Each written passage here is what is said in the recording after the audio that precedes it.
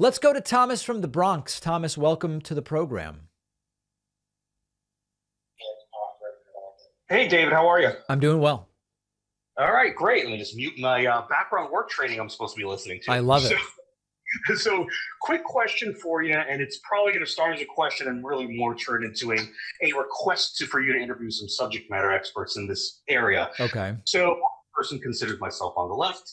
I would love to have a magic wand and make Bernie Sanders 30 years younger and have pass all policies and nationalize pharma and energy, et cetera, right? Yeah. But I think a lot of the problems the world in general, not just the US, has is really the ever growing population expansion over the past decades and centuries and finding enough resources and jobs, et cetera, to support the ever growing population. Yep. So my question is, if we waved the magic wand and everything was nationalized and everything was provided, UBI, et cetera, would that tend to lead towards an explosion and expansion of longer life expectancies with healthcare, higher birth rates with people not having to, for example, have abortions because they can't afford it? And would there be, playing devil's advocate here, would there be a negative to having kind of all needs met and a super healthy population in regards to expansion of that population? So I believe that Arthur C. Clarke explores this in the novel Childhood's End. Let me see if I can. Yes, Arthur C. Clarke explores this idea in the 1953 novel Childhood's End, which was turned into a miniseries. Maybe it was like Netflix or Amazon. I don't remember. So it's widely explored in science fiction.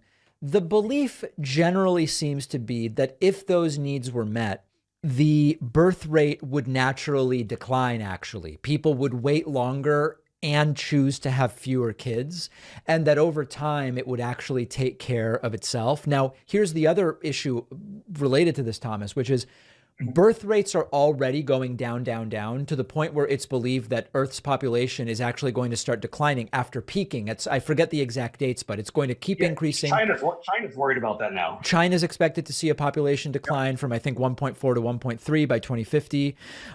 So no, I don't think so. I think people would live better, longer lives and would have fewer kids, and it would all fall into a new equilibrium.